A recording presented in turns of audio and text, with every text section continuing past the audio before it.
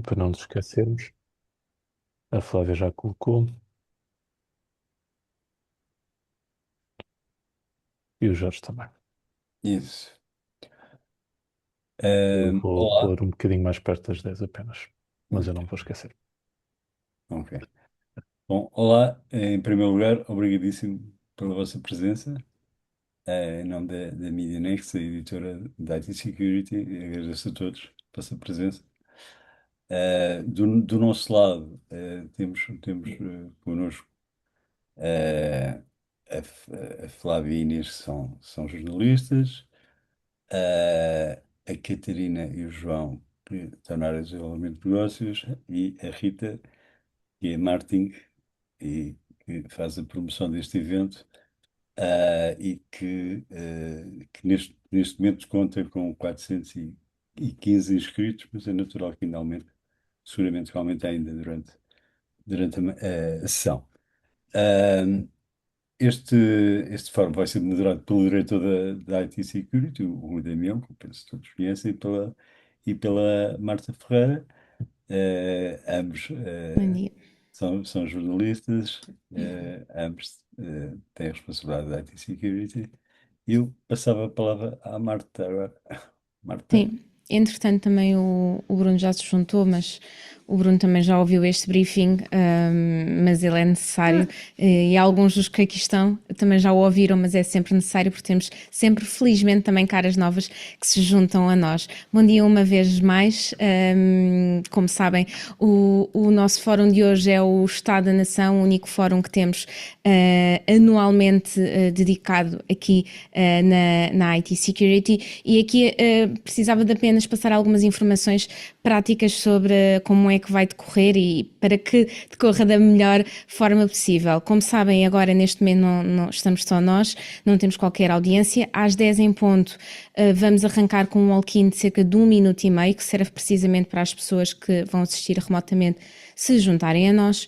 O conteúdo é depois gravado e posteriormente editado, disponibilizado na edição de agosto da IT Security, que a propósito vai fechar na próxima semana, ou seja, de hoje a uma semana já terão com certeza disponível no site da IT Security a edição de agosto, mas depois o Rui também vai reforçar essa mensagem no final do próprio live event. Mais algumas indicações importantes, neste caso mais de aqui logísticas do nosso live event. Pedimos que mantenham o microfone sempre desligado, exceto, obviamente, quando intervirem, porque apesar de não haver ruído, às vezes pode entrar algo pelo vosso microfone que possa estar a perturbar o colega que está a falar. Quando o live event arrancar e antes de iniciarmos a ronda de questões, nós pedimos sempre uma pequena apresentação, apenas para contextualizar a audiência sobre o vosso cargo, as vossas funções na organização que representam. De seguida, eu e o Rui vamos pedindo a cada um para intervir nas perguntas que cada um escolheu, já foram previamente, como sabem, previamente escolhidas e já existe uma ordem estabelecida. Se no final da ronda não tiverem sido chamados porque não escolheram aquela pergunta, mas se quiserem acrescentar alguma ideia a algo que que o colega tenha dito, podem usar a barra, o botão que tem uma mãozinha assim na vossa barra de ferramentas do Zoom. Serão depois chamados a intervir no final dessa questão, mas eu ou o Rui, depende de quem esteja com essa pergunta, depois passaremos a palavra. Sobre a duração das perguntas, são 7 participantes. Pedimos mais ou menos que as perguntas sejam dentro dos 3 minutos. Eu sei que em alguns temas é um pouco mais complicado do que noutros. Há algumas respostas com certeza que querem ou que desejavam que fossem um pouco mais longas. O que peço é que consigam ou mais ou menos tentem gerir, ou seja, se sentem que falaram um pouco mais numa das questões ou que podem ter esticado um bocadinho mais no tempo, peço que equilibrem depois noutra intervenção vossa. Este live event não tem qualquer Q&A, decorre apenas entre os oradores que aqui estão, entre mim e entre o Rui, não há quaisquer perguntas externas. Caso haja alguma quebra de ligação, também é importante referir, porque é muito raro de acontecer, mas pode acontecer. E se estiverem a falar, nós passamos a palavra a outro colega e assim que possível, e se for possível, nós voltamos a dar-vos a palavra assim que consigam, obviamente, restabelecer a ligação. Não sei se há mais alguma dúvida, principalmente se calhar quem não participou, porque depois durante o live event não conseguimos propriamente esclarecer. Nós vamos tentar, eu esqueci-me de referir, o live event está previsto para cerca de 1h30.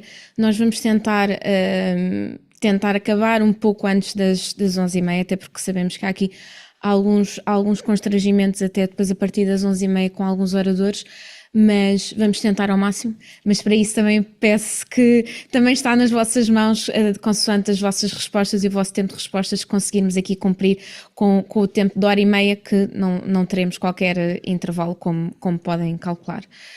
1 minuto e meio. Questões, dúvidas, inseguranças, certezas? É agora o momento. Obrigado, Marta. Mantém. Pronto, qualquer questão também, imaginem que acontece alguma coisa, podem usar o chat, mandar diretamente uma mensagem imaginem, para a Marta. exato, pronto, se acontecer alguma coisa de, meu Deus, Marta, não tenho o escritório explodir, qualquer coisa assim, podem mandar uma mensagem. Bem, espero que não seja isso a primeira coisa que fazem quando têm o escritório explodir, com certeza. Mas pronto. Falta menos de um minuto, eu peço à equipa da IT Security que comece a desligar as câmaras. Peço aos nossos participantes que não desliguem, mas que se coloquem em mute. Eu vou continuar a falar, Marta também, coloca-te também em mute, eu vou só continuar a falar Boa sessão, o Rui vai continuar a falar, mas deixe-me só então despedir-me. Boa sessão a todos e até uma próxima.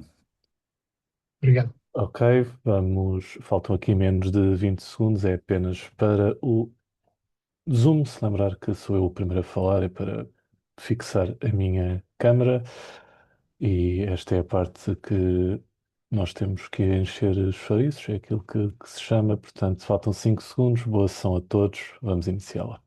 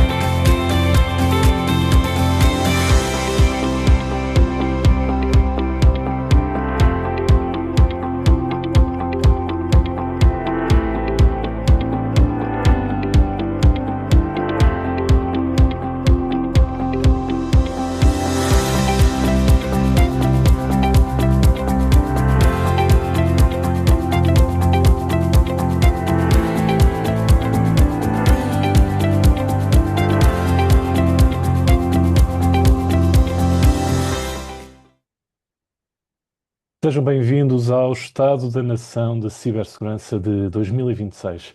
O meu nome é Rui Damião, sou diretor da IT Security, que desde 2021 reúne, por esta altura, alguns dos principais especialistas em cibersegurança para fazer um ponto de situação, perceber onde estamos, o que falhou e também o que melhorou. Este ano o contexto é diferente. Com a transposição da NIS 2 pelo Decreto-Lei nº 125 de 2025 e mais recentemente com a publicação do Regulamento nº 756 de 2026, que entrou em vigor há menos de um mês, as organizações portuguesas têm agora, pela primeira vez, um quadro regulatório completo e operacional. A plataforma MyCiber do Centro Nacional de Cibersegurança está ativa, as obrigações de notificação de incidentes são concretas e o prazo de 24 meses para a implementação das medidas previstas no regime jurídico começou a contar. Dito de outra forma, acabou o período das boas intenções e começou o período da responsabilização. A pergunta que nos traz aqui hoje não é o que diz a lei, essa parte está escrita. A pergunta é se as organizações portuguesas estão preparadas para cumprir e, mais importante, se estão preparadas para resistir. O debate que se segue vai ser publicado na edição número 31 da IT Security, disponível na próxima semana, que inclui também uma entrevista ao coordenador do Centro Nacional de Cibersegurança, Lino Santos, sobre precisamente este momento de viragem regulatória. Alguns dos temas que vamos debater hoje, que não se cinge apenas ao regulamento, ao regime jurídico da cibersegurança, vão ter continuidade também na IT Security Conference de 2026, que terá lugar a 8 de outubro. Antes de começarmos, vamos conhecer quem é que está connosco e passo a palavra à Marta Quaresma Ferreira, coordenadora editorial da IT Security. Marta? Obrigada, Rui. Bom dia a todos e bom dia também àqueles que ainda se estão a juntar. Excelente apresentação e excelente introdução aqui do Rui. Efetivamente, hoje voltamos para debater mais um Estado da Nação e cibersegurança, mais um ano tão importante, neste caso, para a cibersegurança no contexto nacional. E antes de passarmos ao debate, como o Rui disse, o importante é efetivamente também ouvirmos aqui os nossos oradores. Vou pedir apenas uma pequena apresentação, como já é habitual nos nossos live events. Conhecemos um pouco de quem aceitou o convite para hoje estar aqui a falar um pouco das suas percepções sobre aquele que é o Estado da Nação e cibersegurança. E começando aqui hoje um bocadinho de forma diferente, vamos começar por ordem alfabética dos nossos oradores. Temos então o Bruno Castro hoje. Bom dia, Rui. Bom dia, Bruno, peço desculpa. Bem-vindo. Invertemos a ordem hoje, não é? Exatamente. Sou fundador e CEO da VisionWare, portanto, por coincidência, fazemos hoje 21 anos de atividade no mercado nacional e internacional, e, portanto, é um gosto estar presente. Obrigado pelo convite. Obrigada, Bruno, e parabéns uma vez também mais à VisionWare. Penso, mais ou menos para esta altura, já ano passado também estavam, efetivamente, calhou na mesma altura o Estado da Nação, também estavam a celebrar as 2 décadas de vida. Temos também connosco hoje o Luís Correia. Bom dia, Luís, bem-vindo. Tudo bem? Já agora o convite. Portanto, sou o Luís Correia, eu sou Senior Pre-Sales Specialist na área de Network e Cybersecurity dentro de Divultec. Divultec que tem já 18 anos de mercado, atingimos também este ano a maioridade. E estamos aqui para discutir estes temas. Muito obrigada, Luís. Teremos com certeza a oportunidade de debater vários temas durante a próxima hora e meia. Temos também hoje connosco o Manuel Ferreira. Bom dia, Manuel, bem-vindo. Bom dia, obrigado. Antes de tudo, quero agradecer o convite e a oportunidade de falar deste tema, juntamente com estes distintos convidados. Portanto, o meu nome é Manuel Ferreira, sou Consulting Lead na Claranet e sou responsável pela área de consultoria de cibersegurança e compliance e, portanto, quero também participar convosco neste bom debate que se espera aqui sobre este modo de cibersegurança em Portugal e que balanço deste ano de mudança. Será Obrigado. Com certeza um ótimo debate, Manuel. Muito obrigada. Temos também connosco o Paulo Vieira. Bom dia, Paulo. Bem-vindo. Bom dia, meu nome é Paulo Vieira, sou Country Manager da Netscope em Portugal e obrigado pelo convite. É sempre um gosto estar aqui com todos. Obrigada a nós, Paulo. Temos também connosco hoje o Rui Pereira. Bem-vindo, Rui. Bom dia. Bom dia, obrigado pelo convite também. Eu sou responsável técnico da CSO e já trabalho na CSO desde 2018. Muito obrigado mais uma vez. Obrigada a nós, Rui. Temos também connosco hoje o Walter Rodrigues. Bom dia, Walter, bem-vindo. Muito bom dia a todos. Gostava de começar por cumprimentar os moderadores, os colegas de painel e também os participantes que nos estão a ver e ouvir. Agradecer à IT Security a oportunidade. Eu sou End-to-End Operations Manager da Cyber Inspect e permitam-me que refira que a Cyber Inspect é a nova marca do Grupo Nós, provavelmente uma das marcas aqui mais recentes que está aqui no painel, e focamos-nos em monitorização de risco digital e temos um foco muito grande no segmento de mercado mais subservido, que são as pequenas e médias empresas, e fazemos este trabalho sobretudo através de parceiros de canal, na verdade 100% através de parceiros de canal. Muito obrigada, Walter, e obrigada também por essa contextualização. Temos por fim o Vítor Andrade. Bom dia, Vítor, bem-vindo. Olá, bom dia a todos. Em primeiro lugar, agradecer o convite que me fizeram. É com todo o prazer que estou aqui. Eu sou o fundador e CEO da empresa Pelogin. Já estamos também a trabalhar a área de cibersegurança há mais de 20 anos. Muito obrigada, Vítor, e apresentações feitas. Vamos então conhecer o Estado da Nação, Rui. Vamos conhecer o Estado da Nação, Marta, e eu quero começar exatamente por aí, por fazer um ponto de situação. E existem alguns estudos, e estes dados são de um fabricante que obviamente se baseia nos seus próprios, nas suas próprias soluções e naquilo que vê no terreno. Alguns estudos indicam que as organizações portuguesas enfrentam mais de 2.000 ataques por semana, estando, na verdade, acima da média europeia, segundo esse mesmo estudo. O volume é obviamente um problema, mas a natureza dos ataques também está a mudar. Eu queria começar por perguntar ao Walter Rodrigues, da Cyber Inspect, o que é que efetivamente estão a ver no terreno. Walter? Muito bem, Rui. Indo direto ao ponto da pergunta, os mais de 2.000 ataques por semana colocam Portugal, como sabemos, acima da média europeia. Isso está bem documentado, e não é surpresa para quem está no terreno. Mas para mim há uma nuance mais incómoda, digamos assim, por detrás destes números, que é: será que as organizações sabem de facto o que estão a proteger? Eu tenho aqui uma experiência particular, porque nós terminámos recentemente a testbed de cibersegurança da NOS, onde nós tivemos um contacto muito próximo com pequenas e médias empresas portuguesas. Foi precisamente também este projeto que deu origem à Cyber Inspect, e além dos dados muito concretos que temos da própria testbed, na Cyber Inspect acabámos de analisar mais de 50.000 empresas portuguesas, olhando exclusivamente para aquilo que é visível a partir do exterior, sem acesso à infraestrutura interna. E vemos coisas muito concretas: domínios mal configurados, certificados expirados, serviços expostos sem autenticação, ausência de mecanismos de autenticação de e-mail, enfim, entre outros. E o resultado desse estudo que fizemos refere e de alguma forma conclui que 75% das empresas que avaliámos têm um nível de risco médio ou elevado. E dentro desse grupo, 32% está num patamar mais crítico.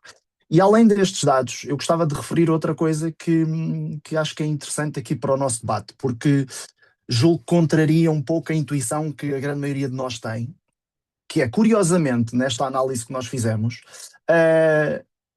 as empresas portuguesas de tecnologia e de retalho tecnológico, digamos assim, em média, têm pior postura de segurança do que setores com menos maturidade digital. E isto parece meio que um paradoxo, mas faz sentido, porque não só pela dimensão das empresas em questão, como eu disse antes, nós estamos aqui muito mais focados em pequenas e médias empresas, por mais presença, essa presença digital destas empresas mais tecnológicas, também significa uma superfície tipicamente mais exposta. E o próprio ritmo de crescimento das empresas acaba por atropelar um bocadinho aquilo que são os processos de hardening que deveriam, de alguma forma, acompanhar esta evolução tecnológica.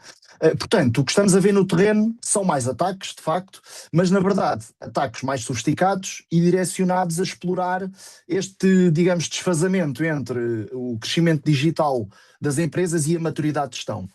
E os atacantes não estão a ficar mais sofisticados por acaso, porque, na minha opinião, e na opinião também da Cyber Inspect, estão a explorar exatamente aquilo que as organizações não sabem que têm exposto. E por isso, e concluindo também aqui o meu raciocínio, todos sabemos que não conseguimos gerir aquilo que não conhecemos. E a experiência diz-nos que a grande maioria das empresas portuguesas simplesmente não tem visibilidade suficiente sobre a própria exposição para saber como é que se pode defender. Obrigado, Walter, e essa observabilidade, essa visibilidade é de facto muito importante nas organizações portuguesas, e se há se calhar um primeiro ponto onde apostar é exatamente aí. Agradeço-lhe aqui a fotografia de como é que estamos, e eu queria passar para a próxima questão, que, vamos ser honestos, a par da inteligência artificial de uma forma geral no IT, na cibersegurança e na cibersegurança em Portugal em concreto, não há tema mais importante neste momento do que a NIS2 ou, se quisermos dizer o nome português, regime jurídico da cibersegurança. E esta NIS2 está em vigor desde abril, o regulamento nessa altura ainda estava em consulta pública, mas neste momento já temos o regulamento e já temos a plataforma de registro do Centro Nacional de Cibersegurança, o MyCiber. Eu queria começar por perguntar ao Paulo Vieira, e depois vou fazer esta questão a mais alguns dos nossos participantes, mas começava com o Paulo Vieira. Na prática, o que é que as organizações estão efetivamente a fazer e o que é que continua igual depois de já termos aqui um regime jurídico da cibersegurança? Paulo? Sim, bom dia a todos. Eu vou ser um bocadinho provocador aqui na minha resposta a esta questão. Eu acho que há um fosso entre a conformidade documental e a resiliência real, não é? O papel está a ganhar de longe, não é? Comparado com a prática. O que observamos é que as organizações abrangidas estão numa fase de inventário, perceber o que é que está dentro do âmbito, registar-se na plataforma, como falou agora do CNCS, não é? Nomear responsáveis, rever políticas. É um trabalho muito jurídico e documental e necessário, sim, mas falta a outra parte, que é a parte mais na prática, não é? O que é que continua igual? As arquiteturas, o NIS está a pedir risco, gestão de risco, controle de acessos, segurança da cadeia de abastecimentos, notificações de incidentes em prazos apertados, e as organizações tentam responder a isto com um perímetro tradicional, ferramentas em silos, que de facto ainda deixam muito a desejar, não é? O lado positivo, o NIS 2 está a forçar as conversas de arquitetura, que estavam adiados há anos. Acho que quem conseguir aproveitar a obrigação regulatória pode realmente começar aqui a consolidar aqui a sua infraestrutura e começar a ter noções mais claras do que é necessário, não é? E eu acho que quem conseguir fazer isto de facto bem vai sair desta conformidade com uma resiliência mais a sério, não é? O ponto provocador que eu deixava aqui um bocadinho à mesa é, se o risco de Portugal entrar outra vez e repetir o padrão que existiu no RGPD, e haver um pico de atividade documental em 2026, seguido aqui de uma estagnação e uma conformidade a transformar-se numa checklist anual, não é? Esse é o risco que eu acho que nós temos que combater e temos que realmente conseguir dar a volta. Obrigado, Paulo. Bruno, eu vi que levantou a mão. Eu vou-lhe dar a palavra mais perto do final, se não se importar, sobre aquilo que o Paulo disse de se tornar apenas mais no RGPD. É de facto um desafio. Essa pergunta foi exatamente colocada ao coordenador do Centro Nacional de Cibersegurança e estará na próxima edição, como tinha referido. Eu gostava de ouvir a opinião também do Manuel Ferreira, da Claranet Portugal, na prática, o que é que as organizações estão efetivamente a fazer e o que é que continua igual. Manuel? Obrigado, Rui.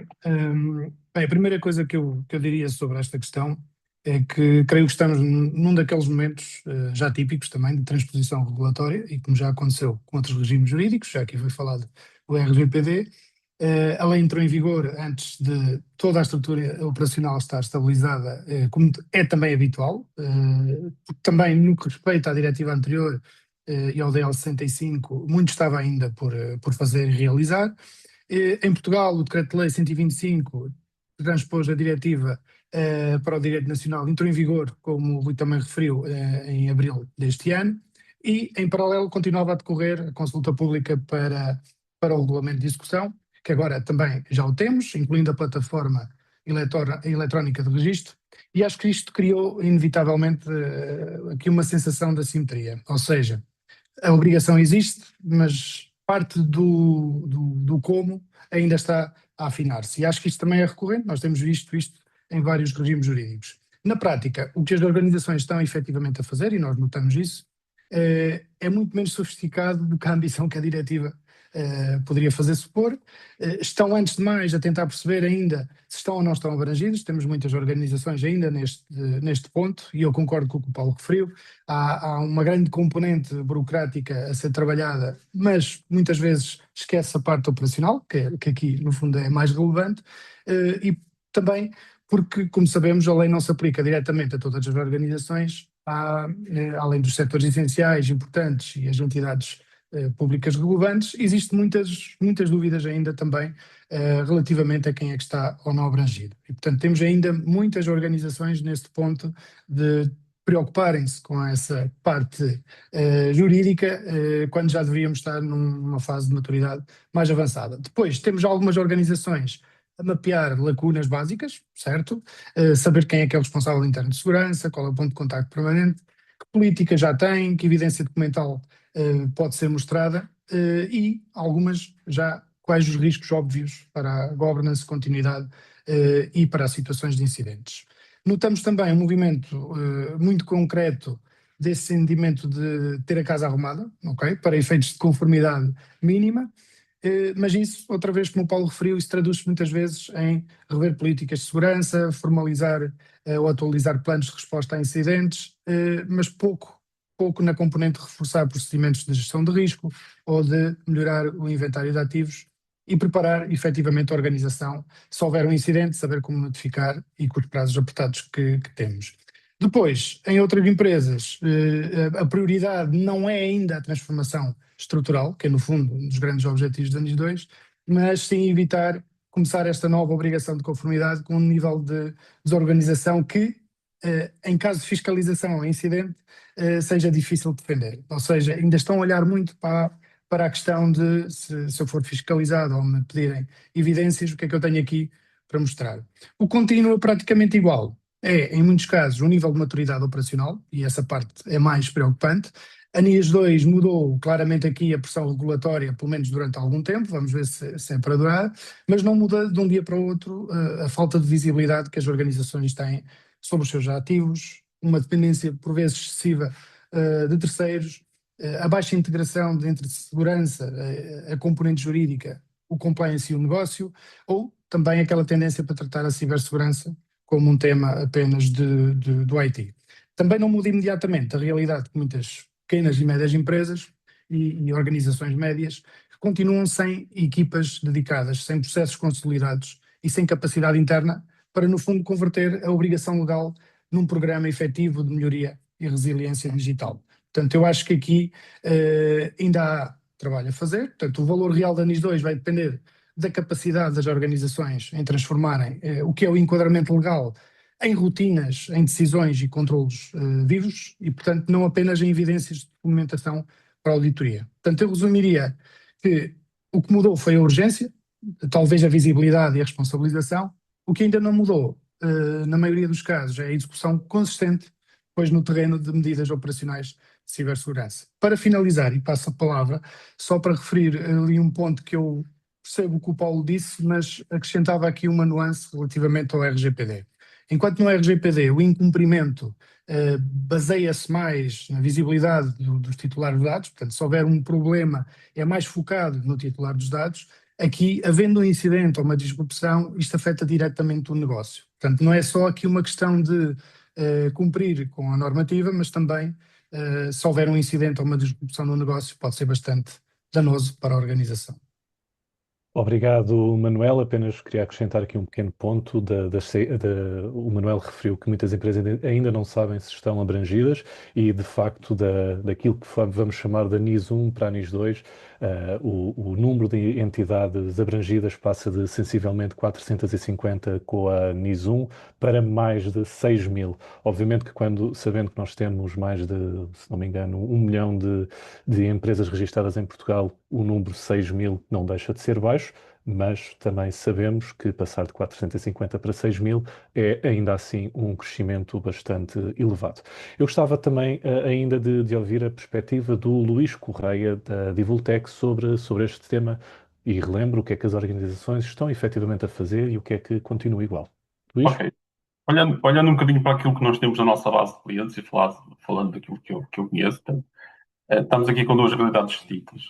E por um lado, os nossos clientes que já têm uma maior maturidade e que já sabem que vão ter que aplicar a NIS 2 e já nem discutem esse tema, estão numa fase de implementação, portanto, e nesse aspecto já realizam, já incorporam atividades regulares de gap analysis, já identificam os ativos críticos e a superfície de ataque que têm que gerir, já têm modelos de governo e de governança e já os revêem regularmente, integrados numa gestão de risco. Já conseguem fazer esse ciclo de melhoria de tudo que é medida a eficácia e o controle dos controlos técnicos que têm implementados e melhorá-los, em até utilizar depois planos de resposta a incidentes e agora as obrigações e os requisitos que têm relacionados com o reporte de incidentes. Portanto, isto tudo já tem isto enquadrado numa lógica de melhoria contínua. Portanto, nós já vemos clientes com este nível de maturidade.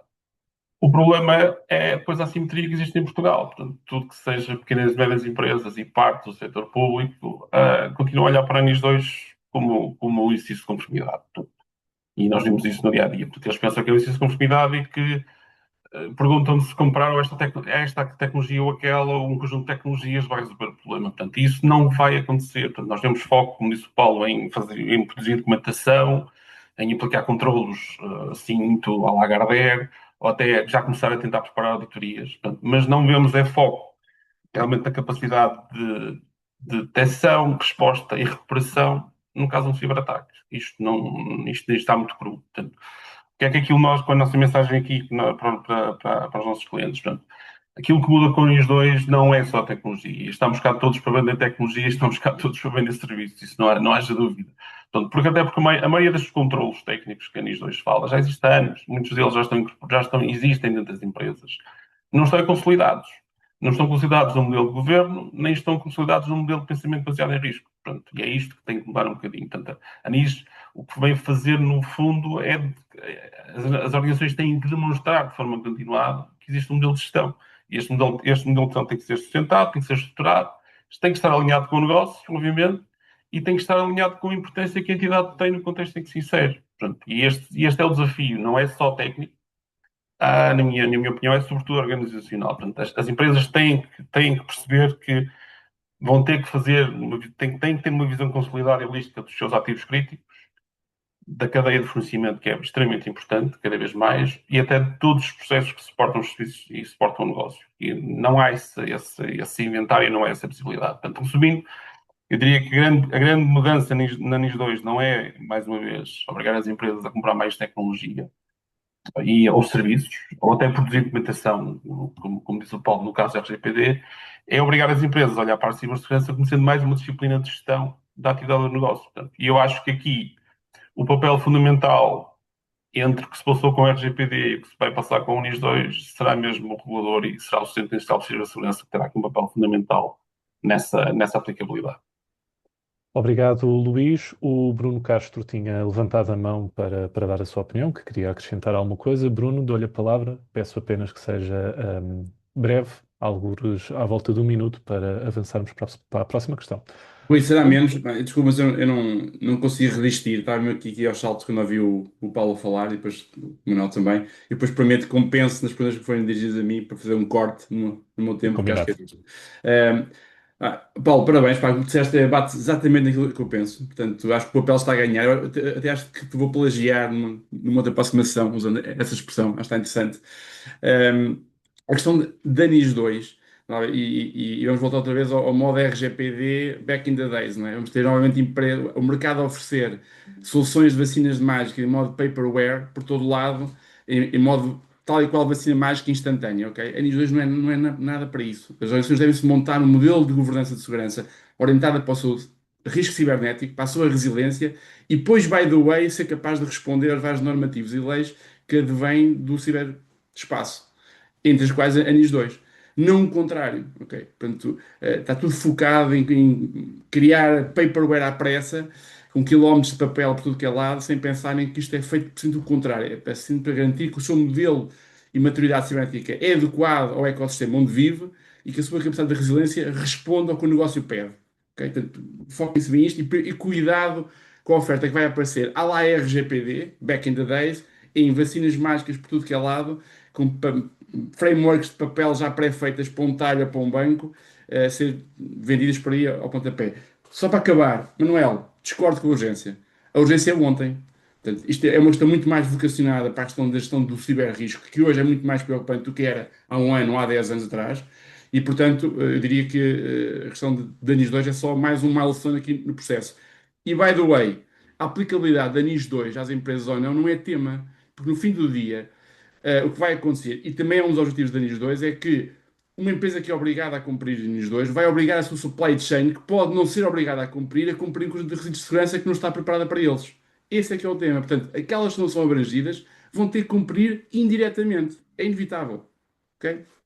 Just my 2 cents. Obrigado, Bruno, mas tocou num ponto muito importante que é exatamente a cadeia de valor, de facto, porque mesmo que uma empresa não seja obrigada por lei a cumprir, ao fornecer a empresas que são obrigadas a cumprir, terá de certamente seguir esse regime jurídico e, para todos os efeitos, não deixa de estar a aumentar a sua postura de cibersegurança, de estar a melhorar a sua gestão de risco naquilo que é a sua atividade. Eu passo a palavra à Marta para avançarmos com a próxima questão. Marta? Obrigada, Rui. Efetivamente, e de acordo com alguns estudos e alguma informação que inclusivamente a IT Security tem publicado, mais de metade das organizações, neste caso 66% das organizações, diz que se encontra a avaliar a maturidade de segurança dos seus fornecedores, mas na verdade apenas 33% acaba por mapear a cadeia de forma abrangente. E já as pequenas e médias empresas, o tecido empresarial português já foi aqui colocado na discussão. As PMEs são frequentemente identificadas, PMEs portuguesas, claro, são frequentemente identificadas como uma principal porta de entrada para as organizações maiores. Começava por perguntar ao Luís Correia da Divultec, no final, quem é que é o principal responsável por resolver este tema? É o cliente, é o fornecedor ou eventualmente até o próprio regulador, neste caso? Eu acho que a resposta mais simplista, a função é partilhada por todos, obviamente, mas lá está, o cliente continua a ser aqui o principal agente de mudança. Nos grandes incidentes relacionados com a cadeia de fornecimento, o problema não acontece porque o fornecedor foi comprometido. Portanto, acontece também porque a organização cliente atribuiu ao fornecedor acessos excessivos, sem monitorização, com uma monitorização muito insuficiente, ou até requisitos inadequados de segurança. Portanto, ou seja, existe um excesso de confiança no meio disto tudo. E durante muitos anos a gestão de fornecedores resumiu-se em inquéritos. Inquéritos e cláusulas contratuais genéricas. Eu vivi isso durante os meus dias de gestão de infraestruturas. Portanto, isso hoje em dia é claramente insuficiente. Portanto, as organizações precisam, obviamente, identificar, classificar os fornecedores críticos, ok? Isso é importantíssimo. Avaliar o impacto desses fornecedores e a identificação desses fornecedores e o risco que eles acarretam para si. Portanto, e depois aplicar a parte mais técnica, mais tecnológica, os princípios de Zero Trust, monitorizar, muito importante esta parte, monitorizar e controlar de forma contínua tudo que é acessos privilegiados à infraestrutura, nível de infraestrutura, isso é muito importante. A segmentação de ambientes é outra componente. Portanto, e no final do dia, temos mesmo que encontrar aqui mecanismos de exigir controle, evidências concretas de maturidade. Portanto, claro está que isto é muito fácil de dizer, é mais fácil dizer que de concretizar, mas a verdade é que, mais uma vez, e eu vejo isso, há aqui esta assimetria no caso das PMEs e de parte de entidades do setor público de uma dimensão que não têm recursos nem know-how para implementar este tipo de programas ou processos. E eu acho que aqui o regulador tem um papel muito importante, porque pode criar realmente, pode criar baselines, pode criar requisitos mínimos, pode mostrar boas práticas e pode realmente apoiar ativamente e até patrocinar um aumento da maturidade em todo o ecossistema. Portanto, a verdade lá para ali é esta. Uma cadeia de abastecimento é tão excelente e tão forte quanto o elo mais fraco. Portanto, e só com o esforço de todos é que se consegue realmente robustecer esta cadeia. Portanto, aliás, uma das grandes premissas da NIS 2, que está presente em muitos dos artigos, é mesmo isto, é a colaboração ativa entre todas as entidades, sejam elas reguladores, sejam elas clientes finais, sejam elas setores da sociedade. Portanto, eu acho que é esse o grande ativo neste caso. Obrigada, Luís. Fazia a mesma questão ao Walter Rodrigues. Na sua perspectiva, onde é que está a responsabilidade, ou também partilhar aqui um bocadinho da visão do Luís, está aqui uma responsabilidade repartida? Sim, sem dúvida. Acho que, não querendo repetir o que o Luís referiu, a pergunta de quem é o responsável é legítima, de facto. Mas honestamente eu acho que estamos todos aqui numa espécie de círculo e estamos presos nesse círculo, E para mim também concordo, ou seja, tanto o cliente, o fornecedor como o regulador, todos têm responsabilidade parcial e é precisamente essa fragmentação, digamos assim, de responsabilidade que neste momento está a criar o problema. E tal como o Luís referiu, a NIS 2 refere de forma clara que as organizações abrangidas têm de avaliar risco dos seus fornecedores.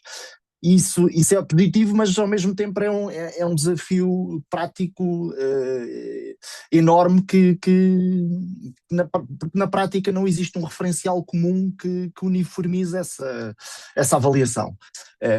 E dando novamente o exemplo das PMEs, as PMEs portuguesas que prestem serviços de IT, de desenvolvimento e manutenção de software, de suporte, sei lá, até uma empresa de contabilidade, que prestem serviços a 3 grandes clientes diferentes, têm de responder a 3 questionários de segurança completamente diferentes, com critérios diferentes, formatos diferentes e mesmo níveis de exigência diferentes.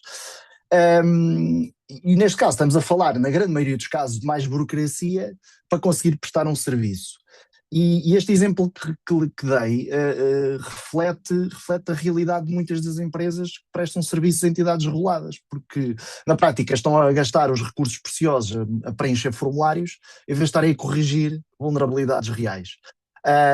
E isto acho que explica muito do dado que refere na pergunta, não vale a pena forçá-lo aqui. Mas eu acho que é um esforço de conformidade que depois se dispersa sem nunca produzir uma linha de base consistente ao longo de toda a cadeia. E digamos, o motivo pelo qual isto importa tanto no contexto português, para mim é estrutural, porque as PMEs já são, como todos sabemos, de forma consistente identificadas como o ponto de entrada preferencial para ataques a organizações de maior dimensão. E o Luís também referiu isso. Uma PME que tem acesso privilegiado à infraestrutura de um cliente maior, porque lhe presta o tal serviço técnico, raramente tem um nível de maturidade de segurança equivalente ao acesso que tem. E na prática, quem é que deve resolver isto? Eu acho que a resposta mais realista é que tem de ser um esforço combinado, mas com um ponto de partida concreto, ou seja, na minha opinião precisávamos de ter um referencial comum, idealmente algo setorial, nacional, que permitisse a estas empresas, de tal forma, demonstrar essa maturidade sem ser, ou seja, sem que o ter que fazer por cada cliente a quem presta serviços, e ser, de alguma forma, um processo que fosse reconhecido por todas as empresas clientes da maturidade daquela organização. E na minha opinião o regulador pode e deve incentivar isso, mas também os próprios grandes players e estes que são regulados, que têm o conhecimento e têm a necessidade, podem dar uma grande ajuda. E no caso das pequenas e médias empresas, normalmente, e todos sabemos, são sempre o elo mais fraco, e além da tal falta de capacidade, sobrecarga dos questionários, exigências dispersas, digamos assim, a tal ausência de um referencial comum, na minha opinião, também provoca aqui uma dificuldade grande na organização, principalmente destas empresas mais pequenas. E o que eu julgo é que acho que de uma vez por todas Walter, é por favor. preciso unir esforços para resolver este tema. Obrigada, Walter. Fica a sugestão, até agora com a própria transposição da NIS 2, pode ser algo que surja entre as organizações e efetivamente que seja algo posto em prática. Ainda na mesma questão, Bruno, gostava de lhe passar a palavra. Os colegas já abordaram aqui um pouco o tema, mas na sua visão, onde é que assenta a responsabilidade? Pois, olha, eu realmente, na realidade, a resposta fácil seria todos, não é? Portanto, todos aqueles que convivem no mesmo ecossistema deviam todos ser corresponsáveis pela maturidade cibernética que se estabelece naquele ecossistema digital. Na realidade não é assim que funciona, portanto, e é o que é, e tem muito a ver, obviamente, com as dimensões e maturidades de cada empresa, por setor, e, portanto, isso é o que nós vemos. É importante perceber porque é que há esta implicação de resíduos de segurança na supply chain, muitas vezes, não é? É importante perceber, hoje nós estamos a ver cada vez mais ataques direcionados às grandes corporations, altamente maduras, em que o ataque não é direcionado a elas diretamente, é utilizar a sua supply chain como pivô para entrar na organização usando as suas relações de confiança. Ou seja, eu atacaria uma rede de suppliers muito pouco maduros na ótica de os comprometer, roubar a sua identidade e, usurpando essa identidade, depois basear em relações de confiança que eu tenho com a empresa-alvo, eu depois utilizo isso, essa relação para depois atacar a empresa maior, com maior valor de rentabilização sobre o crime, não é? E, portanto, essa é a razão pela qual está cada vez a ser mais implícito que no ecossistema onde se viu ver estas relações bidirecionais de confiança cibernética. Portanto, eu acho que é assim que funciona. O cibercrime está montado precisamente para tentar contornar essas relações de confiança, portanto faz sentido. Em termos de responsabilidade nestes três flavors diferentes, lá ver, eu diria que o fornecedor tem que entender que vai ser fiscalizado, ou seja, vai ser validado no que representa a sua maturidade cibernética, vai ter que passar a entender isso como uma coisa normal ou conviver naquele ecossistema, senão terá que sair, ou passar para o tier. Do lado do regulador, acho que pode ser muito importante, pelo menos para dar a baseline daquilo que é os requisitos mínimos que devem ser impostos de segurança naquela supply chain, mas no fim do dia eu volto ao mesmo. Acho que no fim do dia a gestão de risco deve ser feita pela organização mãe e, portanto, ela deve estabelecer a sua gestão de risco, que pode ser, e provavelmente será, em muitos casos, mais exigente do que o próprio regulador. Okay? Já acontece isso hoje, nós temos muitos clientes nossos em que exigem muito mais sobre a sua supply chain Tier 1 do que pede o regulador, e, portanto, eu acho que isso será o normal. O que é que, portanto, de forma pragmática, eu diria que não vou contar com o fornecedor para ele próprio se automotivar e promover a sua maturidade cibernética. Acho que o regulador irá ajudar para estabelecer a baseline mínima, mas no fim do dia quem decide vai ser a organização mãe. Obrigada, Bruno, pela sua perspectiva. Paulo, eu sei que levantou a mão e à semelhança do que aconteceu na pergunta anterior, também lhe passarei a palavra no final da ronda. Até porque ainda queria também ouvir o Vítor Andrade, da ProLogin. Vítor, os colegas já deixaram aqui alguns insights. Qual é a sua visão sobre o tema e também aquilo que a própria ProLogin vê no terreno ou esta responsabilidade tripartida, digamos assim? Ok, muito obrigado mais uma vez. Aquilo que nós vimos e detectamos realmente no que se passa no tecido empresarial é que existem dois tipos de empresas. As empresas que neste momento já estão completamente conscientes daquilo que têm que fazer e já têm normas internas e procedimentos corretos a trabalhar, e depois existem as outras que é a grande maioria, que, conforme também foi dito, duvidam que isto vá ser, ou julgam que isto vai ser um novo RGPD e que não sabem se vão gastar dinheiro, se não vão gastar dinheiro. Depois, outras só pensam que isto é um problema de comprar hardware e soluções informáticas, outras que também já foi dito aqui, está a proliferar no mercado books, como você estar com compliance, com o NIS 2, o que é que deve fazer, e tudo isso é um problema que já vem há muito tempo, né? E agora com o NIS 2 está-se a agravar porque, para começar neste momento, não vale a pena, nestes meses que se seguem, não vale a pena pensarmos muito no NIS 2, porque as pessoas estão a pensar mais em ir de férias do que outra coisa. Mas depois vai haver ou falta de verba, ou falta de interesse, ou falta de consciência de risco, e com isto tudo ainda a agravar uma coisa que é a utilização da IA de forma desmedida por todas as empresas na busca de aumentar a produtividade, e mais uma falha depois nas empresas no que diz respeito à segurança de tudo aquilo que se passa lá dentro. Obrigada, Vítor. Esperemos é que os cibercriminosos também vão de férias ao mesmo tempo que o resto das equipas. O problema é que nem é nas férias mesmo que eles estão a trabalhar mais ainda. Exatamente, acho que é mesmo essa janela de oportunidade Exatamente. que é mais apetecível para o mundo do cibercrime. Ainda nesta questão, e antes de passar também ao Paulo, ainda gostava também de ouvir o Manuel Ferreira. Manuel, a sua opinião, quem tem a responsabilidade? Bem, respondendo diretamente a essa questão, ninguém resolve nada sozinho, até aí nós já percebemos, portanto eu estou de acordo com as respostas dos oradores anteriores, portanto isto tem que ser um conjunto. É precisamente por isso que isto é um dos temas mais relevantes da cibersegurança atual e também daqueles mais difíceis de concretizar. A cadeia de abastecimento é um problema sistémico e não, como aqui já foi dito, um problema isolado de uma organização, nem exclusivamente do fornecedor e muito menos do regulador. Portanto, isto tem que funcionar em conjunto. A organização tem, sem dúvida, a responsabilidade central. Se uma organização depende de terceiros para prestar um serviço crítico, é óbvio que essa organização vai ter que saber quem são esses terceiros, o que é que lhes está confiado, que acesso tem à sua informação e processos internos, que muitas vezes é bastante, que subcontratantes, por sua vez, esses terceiros usam e qual é o impacto real que isso pode ter numa falha do fornecedor. Portanto, isto eu diria que eram os primeiros passos.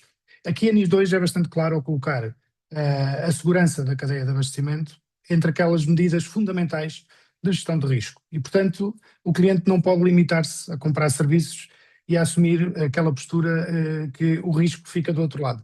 Portanto, tem de o gerir esse risco como parte do seu próprio risco operacional. E já aqui foi dado um paralelo há pouco com o RGPD, eu recordo na altura, o RGPD tinha o artigo 28 que falava sobre a responsabilidade e a atenção a ter à subcontratação, e havia muita gente um bocado, não acreditavam muito que aquilo fosse produzisse efeitos práticos, ou seja, que tivessem que se preocupar com a cadeia de subcontratantes. Isso, houve alguma desconfiança durante algum tempo e nós percebemos desde cedo que isso é fundamental. Quando falamos de cibersegurança, muito mais importante se torna esta medida. É também verdade que muitas organizações, aqui especialmente as de maior dimensão, têm vindo a transferir exigências para as pequenas e médias empresas. E aqui muitas vezes não há esse caminho proporcional de maturação. Portanto, não há tempo. E isto vai acabar por criar uma tensão bastante concreta, que nós já estamos a ver. O mercado pede a essas entidades com menor dimensão certificações, os questionários, evidências ou cláusulas contratuais que muitas vezes não conseguem cumprir, a não ser de forma declarativa, e não é isso que se pretende, obviamente. Portanto, o resultado é que muitas vezes se gera papel, lá está, e declaração de intenções, mas não se gera aqui uma segurança real. Portanto, eu diria para concluir este tema, a responsabilidade é partilhada, mas não é igual para todos. Portanto, o cliente central ou a organização lidera aqui a exigência e a gestão de risco, o fornecedor vai ter que elevar seguramente a sua maturidade mínima e o regulador vai ter que criar condições para que essa pressão não seja apenas teórica, com o risco de acontecer o que aconteceu também com o RGPD, que há agora uma preocupação, uma tensão latente e depois vai desaparecer. Muito obrigada pela sua perspectiva, Manuel. Para fecharmos, passo a palavra ao Paulo e à semelhança do Bruno, 1 minuto, Paulo, por favor. 5 segundos. É só mesmo. Pá, eu estava a ouvir o Walter há bocadinho e ele estava a falar nos vários documentos que manda para os clientes e que os fornecedores devem preencher. Pá, eu queria só deixar um soundbite aqui para os nossos clientes e para quem nos ouve e para quem passa por isto, não é? Que é, pá, a segurança de cadeia de abastecimento não se resolve com confiança documentada, não é? Resolve-se com desconfiança arquitetada. E esta frase, pá, eu quero que vocês e os clientes pensem um bocadinho sobre isto, não é? Zero Trust aplicado a todos os fornecedores, pá, e é isso que nós realmente precisamos que os clientes aprendam e que entendam que é o caminho para resolvermos este tipo de problemas, não é? Estes problemas das cadeias de valor. E pronto, e ficava por aqui. Obrigado. Obrigada pelo seu comentário, Paulo. Vamos então para a próxima pergunta, Rui Damião. Obrigado, Marta, e vamos falar de um tema que está na ordem do dia há pelo menos 3 anos em tudo aquilo que é o IT, que é, obviamente, a inteligência artificial. E se a inteligência artificial toca um pouco de tudo aquilo que é um pouco de tudo aquilo que é o IT, a cibersegurança não é exceção, até porque a IA está a baixar bastante a barreira de entrada para atacar. Temos phishing automatizado, engenharia social escalável, ataques cada vez mais baratos de executar. Ainda esta semana nós publicámos uma notícia daquilo que pode ter sido o primeiro ataque de ransomware feito exclusivamente por agentes de inteligência artificial. Do lado da defesa, 60% das organizações acredita já ter sido alvo de um ataque com IA, mas apenas 7% afirma que investiu em defesas baseadas nessa tecnologia. Eu queria começar com o Bruno Castro da Visionware, sei que gosta muito de falar deste tema em concreto. Como é que se pode fechar esta assimetria, Bruno? Eu confirmo que gosto do tema, sim. Vamos ver. Primeiro é preciso dar aqui algum enquadramento do que está a passar em termos de cibercrime, né? Portanto, nós temos de ter consciência que a adoção de IA no cibercrime globalmente funciona como uma espécie de destroy, um boost que deu ao cibercrime. Okay? A minha equipa de intelligence, até há uns anos atrás, tinha que vigiar 10, 20 grupos criminosos por questões geopolíticas ou por questões de terem skills fora da caixa, que nós queríamos de alguma forma também adquirir. Hoje estamos a falar de centenas a subir de grupos cibercriminosos que são altamente perigosos, que deram esse boost através da adoção de IA. Okay? Portanto, isto vem mudar claramente o panorama volumétrico daquilo que temos do cibercrime no ciberespaço. E, portanto, nós temos hoje grupos criminosos que até a data não eram perigosos, não eram, eu vou dizer preocupantes, não é a palavra melhor que podia escolher, mas pronto, é aquela que me veio à cabeça, e que hoje se tornaram perigosos, tão ou mais perigosos que aqueles que eram altamente evoluídos. Okay? Então, o IA veio claramente dar um boost perigoso e inverteu a volumetria que tínhamos hoje do volume do cibercrime no ciberespaço. Ponto. A questão de termos modelos de cibercrime as a service, com vários flavors diferenciados, que vêm claramente também com um boost da IA por cima, vem descomplicar também a vida, e que acabou por criar aqui uma escalabilidade gigante a crescer, eu diria, a engenheiro exponencial, não é? Portanto, a baixo custo, portanto temos aqui a capacidade de fazer muito mais por muito menos investimento do grupo cibercriminoso e transformar isto quase num modelo robotizado que trabalha por si de forma altamente inteligente, rápida e cada vez mais sneaky, a ser capaz de contornar as barreiras preventivas que nós temos de segurança com tecnologia. E até às vezes em termos de compliance também consegue contornar o compliance, ok? Portanto, isto é o estado de arte. O que é que eu acho também que podemos, e isso também é um ponto de cima da mesa, e os meus colegas aqui que estão mais direcionados para fabricante puro e duro, há cada vez mais tecnologia também com inteligência ultra poderosa que consegue ser reativa em que ultrapassa a capacidade humana de responder. E, portanto, essa é a boa notícia. Okay? Também conseguimos ter imensa soluções potenciadas com AI, altamente inteligentes, eu vou dizer isto, mas também com valores de investimento menores, portanto, que se proporcionam muito ao mercado PME, que respondem também adequadamente àquilo que o cibercrime nos está a apontar para o lado de cá. E, portanto, quem está nessa vertente defensiva também tem muita oferta em termos de tecnologia disponível. O que é que eu acho que vai ser aqui o segredo? Obviamente que as tecnologias e as barreiras perimétricas, portanto, que conseguem detectar e reagir rapidamente em termos preventivos vão ser muito importantes, mas eu diria que o truque aqui será nós sermos capazes de adotar tecnologia e modelos de governança que detectam e reagem rapidamente, e aqui vai ser o segredo, vai ser o tempo, no nosso nível, o tempo. Quando houver um processo de intrusão com sucesso, nós somos capazes de detectá-lo, bloqueá-lo e retomar o serviço rapidamente. Eu acho que vai ser cada vez mais esse o panorama, portanto, após a intrusão, somos capazes de perceber comportamentalmente, com inteligência envolvida, que perceba a nossa baseline comportamental dentro da organização, porque quando algo suspeito se mexe na organização de forma estranha, nós somos capazes de reagir rapidamente. Eu acho que isso vai ser aqui o jogo do gato e do rato, mas eu diria, obviamente posso estar depois a reverter o que disse agora daqui a 6 meses, mas aquilo que eu vejo hoje em termos de investimento é a capacidade de nós sermos capazes de reduzir o tempo de permanência na nossa infraestrutura rapidamente antes de haver impacto violento. Obrigado, Bruno. Eu gostava também de ouvir a perspectiva do Rui Pereira, da CSO. Como é que se fecha esta assimetria entre o ataque com IA e a defesa com IA? Rui? Bom dia. Penso que o Bruno descreveu muito bem a forma como a IA democratizou os ataques nas empresas, e depois levanta aqui a questão da defesa, não é?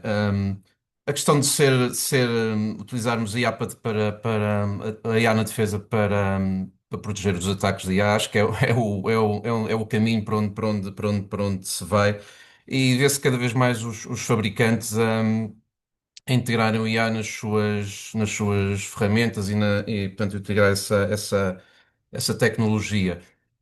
Aqui o IA pode ser usado também de uma forma reativa ou também pode ser usado de uma forma preventiva. Portanto, eu posso usar a IA na defesa dentro da minha empresa, de forma a promover, por exemplo, se os atacantes usam o IA para fazer campanhas de phishing, eu posso promover dentro da minha empresa campanhas de phishing controladas em que consigo perceber quais são os meus utilizadores mais vulneráveis e consigo de alguma forma promover a educação que os meus utilizadores evoluam e percebam os riscos que podem estar. Eu acho que aqui o foco vai ser se a IA democratizou o ataque, ou seja, tornou mais fácil fazer um ataque porque não preciso recorrer a equipamentos sofisticados. Eu também o posso fazer na defesa, ou seja, eu posso usar o IA de uma forma barata, posso usar o IA para promover a minha defesa e assim, de alguma forma, conseguir combater os ataques que existem. Já existem fabricantes que, para proteger certos ataques de IA, usam IA nos seus equipamentos, portanto, penso que vai ser esse um bocado o caminho. Obrigado, Rui. Eu gostava ainda de ouvir o Paulo Vieira da Netscope sobre exatamente o mesmo tema. Paulo? Sim.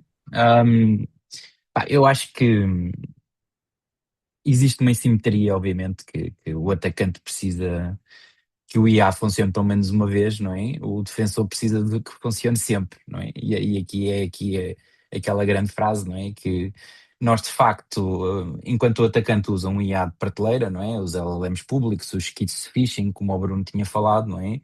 O defensor acha que precisa de um projeto interno de IA e data scientist e um orçamento e é tudo um stress, não é? E é um problema. Eu acho que a resposta é realista para o mercado português, não é? Cada empresa deve construir a sua IA defensiva, não é? Eu acho que deve consumi-la embutida dentro das plataformas. Acho que a maior parte das tecnologias hoje em dia já tem essas tecnologias embebidas. Acho que a consequência mais importante aqui para Portugal é cada vez mais nós temos que ter a IA embebido dentro das plataformas. As equipas devem ter cada vez mais ajuda de AI agents para fazer os serviços destas tecnologias. Estas tecnologias cada vez mais vão ter automação, triagem, resposta assistida, redução de alertas, toda a parte de contextualização e trazer mais contextualização. Mas eu acho que ainda ninguém falou do mitos, não é? Acho que é aqui algo que também deve ser tocado. Acho que a maior parte das pessoas ainda não percebeu-se de uma coisa do mitos, que é todas as empresas sempre focaram-se muito nas vulnerabilidades críticas, ok? E o mitos traz para cima da mesa uma explosão de vulnerabilidades que já existiam há anos e anos e anos, e há aqui uma coisa que o mitos consegue fazer que nunca os humanos conseguiram fazer, que era conseguir encadear vulnerabilidades de baixo risco para fazer com que isso passe a ser um método de acesso às infraestruturas dos clientes, ok? E esse encadeamento de vulnerabilidades de baixo risco para obter um caminho para dentro das infraestruturas dos clientes, abre aqui outra caixa de Pandora gigante, não é? Que é o grande desafio dos próximos anos, que é como é que vamos começar a controlar este tipo de coisas, não é? Quando temos milhares e milhares e milhares de vulnerabilidades. E pronto, e ficava por aqui. Obrigado, Paulo. E eu passo a palavra à Marta para continuarmos ainda no tema da inteligência artificial na cibersegurança. Marta? Obrigada, Rui. Exatamente, e ainda agora o Paulo referia o tema do mitos, que também tem sido algo que nós temos abordado na IT Security, e de facto já não é claro já que a adoção da IA generativa nas empresas está a criar, obviamente, um valor de risco interno, mais que não seja porque há dados sensíveis expostos em prompts, documentos partilhados, ou seja, há um fornecimento de informação às vezes até confidencial, que é exposta através da IA generativa. Perguntava ao Vítor Andrade, da ProLogin, este é um problema que na sua opinião, os clientes já reconhecem, ou ainda estão numa fase de achar que isso ainda não é propriamente um problema ou que possa vir a tornar-se um problema? Ora bem, isso já é um problema reconhecido, mas ainda não totalmente assumido nem governado. Essa é a primeira situação. 89% dos executivos já manifestam preocupação com os riscos da segurança da própria IA generativa, mas o que é certo é que 3 a 4 colaboradores estão a enviar dados sensíveis para essas mesmas ferramentas, sem se perceberem sequer que, quando põem lá um prompt, aquilo que na prática eles estão a fazer é fazer upload de dados e a dar informação para terceiros. A utilização de ferramentas fora de controle de IT é cada vez maior.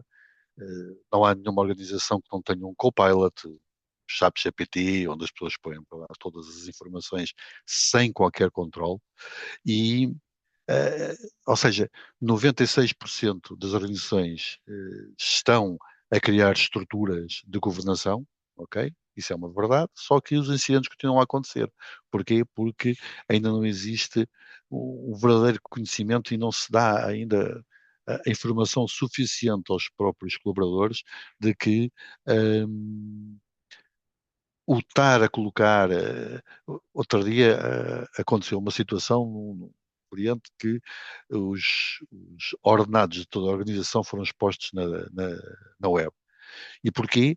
Porque um trabalhador no departamento de contabilidade foi-lhe pedido para fazer um relatório sobre a evolução dos vencimentos nos últimos 6 meses e ele pegou nos recibos e pôs no chat CPT para o gráfico ficar bonito, porque é mais fácil nem sequer pensar, pegar na coisa e a inteligência artificial que faz.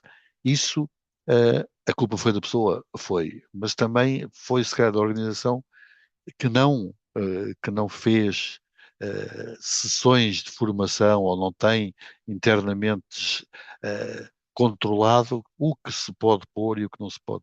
Portanto, isto não é um problema emergente, é um problema já instalado, mas muito mal gerido, em nosso entender.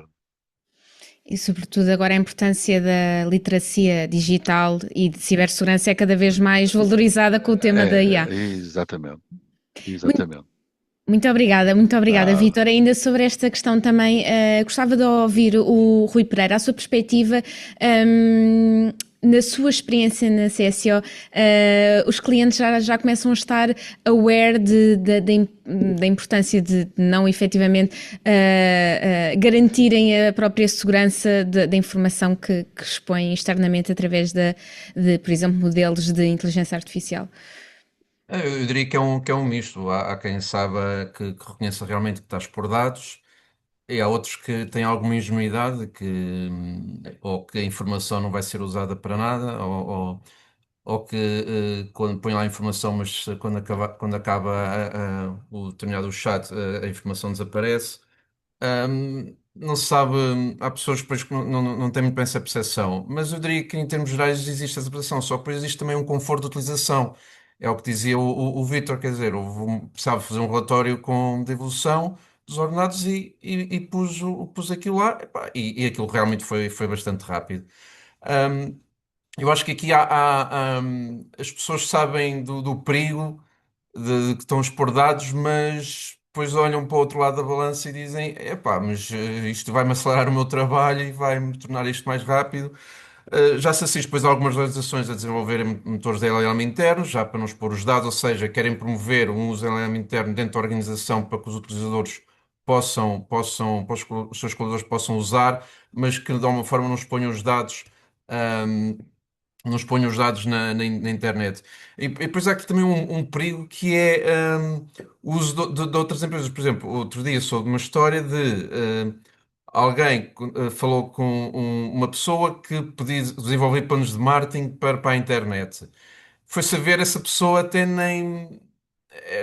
Quase que era apelidado de uma burlona, mas ele apresentou um trabalho muito bem feito de inicial, ou seja, pôs nos dados dessa empresa, deve ter posto aquilo no motor de IA e aquilo produziu um relatório sobre ações, ou seja, sem a pessoa de saber, os seus dados estavam expostos por uma terceira pessoa que elaborou um plano para ela.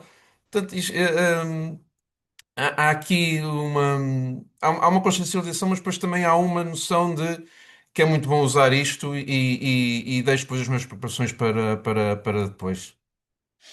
Isso toca precisamente ainda no ponto que há pouco falámos da questão da cadeia de valor. E ainda acrescentando aqui, muito obrigada, Rui, acrescentando aqui ainda outra camada ainda esta semana no âmbito da IT Insight, publicação também do mesmo grupo da IT Security, e num debate com também o que nós consideramos cliente final sobre, neste caso, o tema da IA, também obviamente a questão da cibersegurança também esteve em cima da mesa e também se falava muito da questão de bem, se as pessoas estão a usar modelos que nós empresas não controlamos, vamos proibir que as pessoas utilizem esses modelos, pronto, e havia muito também o debate de porque as pessoas que estavam a colocar, ou colaboradores das empresas às quais estas pessoas pertencem, estavam a colocar informações, ou num primeiro período de utilização de IA, colocavam informações confidenciais, documentos para análise através da IA generativa, e foi também também outro tema que inclusivamente podemos falar aqui neste caso, que é a questão também da própria proibição ou não da utilização de modelos, no caso de empresas que ainda não têm os seus próprios LLMs. Bruno, dou-lhe também ainda a oportunidade de falar aqui nesta questão. Como é que está a ver aqui o tema da IA generativa por parte, a sua utilização por parte, peço desculpa pelo termo, mas um pouco se calhar desenfreada por parte dos clientes e descontrolada, digamos assim. Bem, lá ver, sim. Como a Visionaire funciona muito como um CISO as a Service, né? Nós estamos muito envolvidos na cadeia de decisão estratégica de adoção ou não a novas tecnologias. Nós somos agnósticos à tecnologia. No entanto, a adoção do AI nas organizações tem sido global e aceleradíssima. Portanto, há aqui uma espécie de percepção do mercado que diz, bem, eu se eu não adotar a AI, hoje tenho os dias contados em termos de mercado e, portanto, isto é inclusive para o top management, ok? Portanto, há esta percepção de eu tenho que adotar a AI rapidamente, quer preciso ou não, ou quer faça sentido ou não na minha atividade empresarial, em termos de negócio, mas eu tenho que adotar porque a minha concorrência já adotou, porque o mercado todo está a fazer, e, portanto, se todos fazem, eu tenho que fazer também, e, portanto, e siga. Também consigo ver, e muito alinhado com a questão também da gestão do risco cibernético, ao nível do top management, haver uma percepção clara que é inevitável adotar AI no seu modelo de negócio, portanto é uma questão de veio para ficar e ponto. Mas também tem a percepção, uns mais ligeiros que outros, que isso implica risco cibernético. E aquilo que eu via há 15 anos atrás ou 20 anos atrás, em que o risco cibernético era meramente uma coisa da IT, hoje é top management, claro. Eu falo com o CEO, ou remado da top management, sobre gestão de risco cibernético, e é uma coisa normalíssima. Também na questão do AI, na sua adoção, também conseguimos incorporar isso na nossa gestão de risco. Como é que vamos adotar, de que forma, com parceiros, com clouds da vida, whatever. E isso nós conseguimos definir a esse nível. É verdade que há um ano perguntavam porque eu tenho que adotar uma política de AI, okay? Hoje já não é tema. Hoje já perguntam como é que fazemos isto de forma segura, como é que eu processo os meus dados de forma segura com AI sem fazer grandes investimentos. Okay? Portanto, esse é um tema que está claramente em cima da mesa. No entanto, eu vejo aqui dois desafios e depois deixo isso para uma discussão futura. Concordo com o que o Rui disse, realmente eu vejo cada vez mais os colaboradores, e às vezes mesmo até as áreas de negócio, middle management, a pedir a adotar mais rapidamente ferramentas de AI do que a organização está preparada para as receber, e às vezes até fazem isso à revelia, ou pelo menos de forma oculta, vamos chamar assim, do top management e da gestão de risco, porque percebem que aquilo acelera a sua atividade, ou por time consuming, ou porque torna-se mais rentável, direto, e portanto fazem isso às vezes um bocadinho, quer colaboradores, quer middle management, avançam rapidamente sem a organização estar preparada ou se estar balizada para essa iniciativa criativa, tecnológica, chamamos assim, e por outro lado, também consigo ver um outro desafio que nos tem aparecido recorrentemente, que é, pela questão desta emergência rápida de adotar AI, que é, eu vou incorporar uma solução com AI e vem com um tag a dizer AI e, portanto, podemos quase contornar o modelo de segurança. E, portanto, não vai ser auditada, não vai ter os mesmos modelos de redes de segurança que teria uma solução normal da ERP ou BI ou de um site corporativo qualquer. E, portanto, às vezes contornam ou tentam contornar o modelo de governança. É o contrário. Nós temos que incorporar esse tipo de soluções, até porque elas são muito poderosas E também em termos de risco cibernético, criam claramente uma variável forte em termos de risco cibernético e é mais um resíduo para ser incorporado no modelo de governança. Para acabar, o AI veio para ficar, não há dúvidas sobre isso, vai ser um catalisador de negócio, até em termos de inovação, mas não pode ser feito à conta da segurança. Ok? Fica a nota. Excelente nota, muito obrigada, Bruno. Vamos então para a próxima questão, inclusivamente um tema que também dá algumas dores de cabeça dentro da área da cibersegurança. Rui. É verdade, Marta, estamos a falar de talento e nós sabemos que escasseia o talento, principalmente em cibersegurança. O talento continua provavelmente a ser um dos constrangimentos mais estruturais e 70% das organizações têm dificuldade em recrutar os perfis mais críticos. Rui Pereira, da CSO, eu perguntava-lhe que soluções concretas é que estão a funcionar para além de dizer que o problema em si existe. Rui? Rui, tem só de ligar o microfone, peço desculpa. Desculpe lá. Eu vejo aqui Sem problema. duas aproximações. Vejo a questão do crescimento interno e eventualmente o recurso ao outsourcing, sendo uma preferência clara pela questão do crescimento interno. Eu acho que realmente a contratação dos perfis mais críticos, dos perfis mais séniores, não está fácil, não é fácil encontrar as pessoas séniores e conseguir atraí-las para dentro das organizações. Se num projeto de médio prazo e longo prazo podemos apostar em perfis mais júniores e favorecer o crescimento dessas pessoas dentro da empresa e favorecer a sua evolução e dar sempre um conceito de que as pessoas vão crescer dentro da empresa e vão evoluir e vão dar uma forma de ser mais valorizadas, ter mais valor até para o mercado de trabalho, não é? E o facto de se promover isto e a pessoa for sendo integrada cada vez mais na cultura da empresa, também acho que ajuda depois um bocado a aprender a pessoa à empresa. É sempre mais fácil, na minha perspectiva, acho que é mais fácil manter um colaborador na empresa do que ir contratar um novo com um perfil sénior. O custo disso para mim, na minha opinião, é diferente. E eu acho que depois aqui eu, pelo menos pauto isso por mim, quer dizer, uma pessoa está sempre em evolução e crescimento, vai-nos aumentar o valor e vai-nos aumentar a nossa senioridade e o nosso perfil. A outra opção é recorrer ao outsourcing, mais no ponto de vista, se calhar, das organizações que são clientes, que é recorrer a empresas mais especializadas em determinadas funções para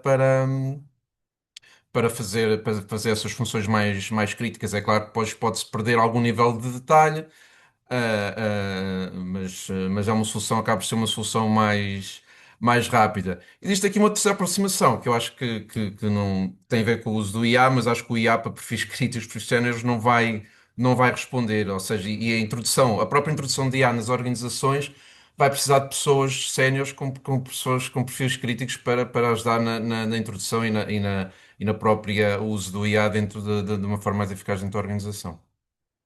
Obrigado, Rui. Eu queria aqui introduzir também outro tema, porque há uma divergência conhecida entre aquilo que os CEOs consideram o risco principal e aquilo que os CISOs ou com que os CISOs perdem o sono. Se me permitem também, na entrevista que vai ser publicada na próxima edição com Lindo Santos, ele fala também disto, de que este regime jurídico da cibersegurança é acarinhado pela comunidade de cibersegurança, mas que existe uma dificuldade, e Lindo Santos assume essa dificuldade, de haver um buy-in do Conselho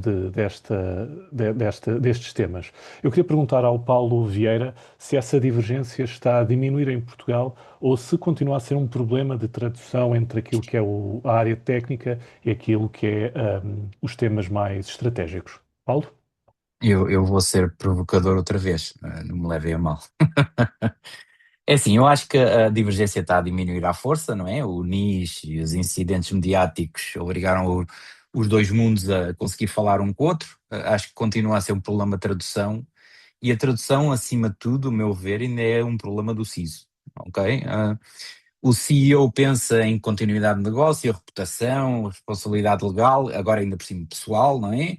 O custo, o CISO pensa muito na superfície de ataque, nas vulnerabilidades, na detecção São todas descrições de risco, mas em línguas diferentes, ok? O que é que está a aproximá-los? Acho que a responsabilidade pessoal do NIS, acho que está a ajudar bastante. O risco cibernético entrou na agenda do board. Os incidentes visíveis em Portugal nos últimos anos acho que tornaram o risco mais tangível, digamos assim. E o IA, que é um bocadinho o que falámos há bocadinho, até agora, não é? Pela primeira vez o board está a pedir ao CISO para habilitar algo. Não sei se vocês já deram por essa, não é? E não apenas para proteger, acho que é uma oportunidade histórica para o CISO e ser ele, pela primeira vez, um facilitador de negócio, que essa é outra componente, não é? Acho que ainda faltam aqui métricas partilhadas entre todos. Acho que o CISO continua a reportar o número de alertas processados em vez da exposição de dados críticos, não é? A conversa não converge, a meu ver. Acho que há aqui ferramentas que poderiam ajudar para tornar isto um bocadinho mais compreensível. Mas acima de tudo, eu acho que acho que é uma diferença de postura que deve existir. A provocação que é deixar a todos, não é? Que é, talvez a pergunta esteja invertida. Não é o CEO que tem que aprender a linguagem técnica, é o CISO que tem que aprender a linguagem do negócio. Quem o faz deixa de pedir um orçamento e eu acho que ele devia negociar o investimento, a meu ver. Ok? Deixo para a próxima. Obrigado, Paulo. Passando para a próxima questão, se nós sabemos que os atacantes mudaram de estratégia em 2026, exploram as identidades, os tokens e ferramentas de cloud legítimas, em vez de usarem apenas vulnerabilidades clássicas. Eu queria perguntar ao Vítor Andrade, da ProLogin, se sente que as organizações portuguesas estão a acompanhar esta mudança na forma como defendem os seus ambientes cloud, ou se eventualmente continuam a proteger um perímetro que, na verdade, já não existe. Vítor? Ok, aqui está outro tema interessante. O atacante hoje em dia mudou completamente. A maioria das organizações ainda está a meio da mudança. Eles continuam a defender um perímetro que já não é o centro do problema. Embora algumas ainda pensem que ele é. O que é que mudou do lado dos atacantes? O padrão hoje dos atacantes preferem usar identidades válidas em vez de explorar vulnerabilidades. Usam o roubo de tokens, cookies e chaves de APIs que estão a crescer rapidamente, cada vez mais, parecem cogumelo. E a identidade está no centro de quase todos os ataques. Há um estudo que diz que 83% até 83% dos compromissos envolvem identidade. Ou seja, alguns estudos dizem que menos de 90% dos incidentes em ligação a falhas da mesma. Os atacantes usam ferramentas legítimas, software as a service, cloud, colaboração, para se moverem e sem serem detectados. Isto tudo porque continuam aqui a lutar fora do perímetro. Isto já não é, portanto, uma entrada forçada, eles já não utilizam entradas forçadas, utilizam aquilo que conseguem roubar e portanto, utilizando o chamado abuso de confiança, não é? A pergunta que se pode colocar é se existe, do lado das organizações, e acho que foi mais ou menos o que perguntaste, alguma evolução, não é? E a evolução existe. A adoção de modelos como Zero Trust está a crescer fortemente e tem que continuar a crescer na Europa e também em Portugal. O foco no Identity and Access Management também tem que aumentar, mas a realidade está muito longe. Aquilo que nós temos detectado é que a realidade ainda está longe disto. Muitas organizações ainda estão num modelo híbrido, perímetro, identidade. Menos de um terço usa a identidade como modelo principal de acesso e grande parte das implementações de Zero Trust estão incompletas ou são implementadas só de forma parcial. Resumindo, as organizações começaram a mudança, mas ainda não chegaram a um modelo correto, ao ponto de equilíbrio sobre aquilo que têm que fazer. Obrigado, Vítor, e eu passava a palavra à Marta para avançarmos com a próxima pergunta. Marta? Obrigada, Rui. E na verdade vamos para a última pergunta. É verdade, já passou aqui cerca de mais ou menos 1 hora que temos estado aqui a debater o Estado da Nação de Cibersegurança. E a verdade é que a cibersegurança, e nós próprios também temos constatado isso nas conversas que vamos tendo, que a cibersegurança é uma vantagem competitiva a cibersegurança como uma vantagem competitiva, assim é que é um argumento que aparece cada vez mais mesmo, e sobretudo para organizações onde a cibersegurança é crítica. Mas em Portugal, e com o perfil que já traçámos aqui do mercado, com PMEs, setores mais tradicionais, muitas vezes uma maturidade digital ainda muito heterogénea, esta competitividade, esta vantagem competitiva é já uma realidade ou de certa forma ainda é uma aspiração para a maioria ou para uma parte das organizações? Começava por perguntar ao Manuel, ou melhor, dirigir a pergunta ao Manuel Ferreira. Na sua opinião, esta vantagem competitiva já é uma realidade nas organizações em Portugal? Bem, eu diria que em Portugal já é uma realidade em alguns segmentos, sem dúvida, mas ainda é mais uma aspiração do que uma prática transversal, pegando nas suas palavras. Há organizações para as quais a cibersegurança já é um fator competitivo, claro.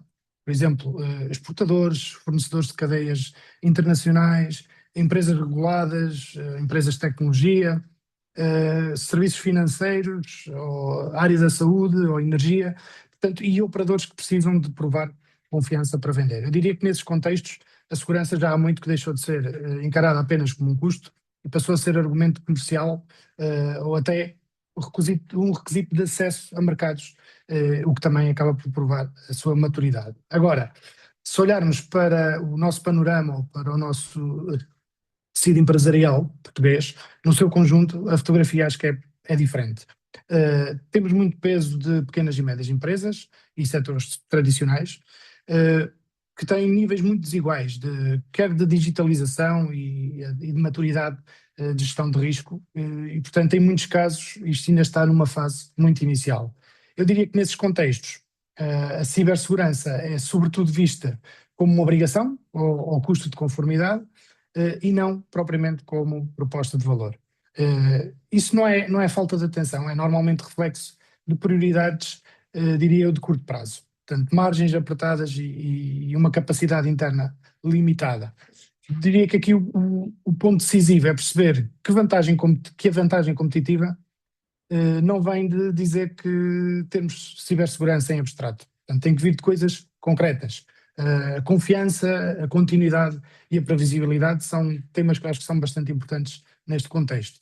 Se uma empresa conseguir demonstrar que protege os seus dados e processos críticos e consegue manter as suas operações e responde rapidamente a incidentes e consegue gerir bem fornecedores, isto vai acabar por reduzir risco da organização e melhorar a sua posição comercial e aí conseguir demonstrar isso para o exterior. Eu diria que em setores B2B essa diferença é cada vez mais visível, mas ainda há aqui muito trabalho a fazer e há um obstáculo importante.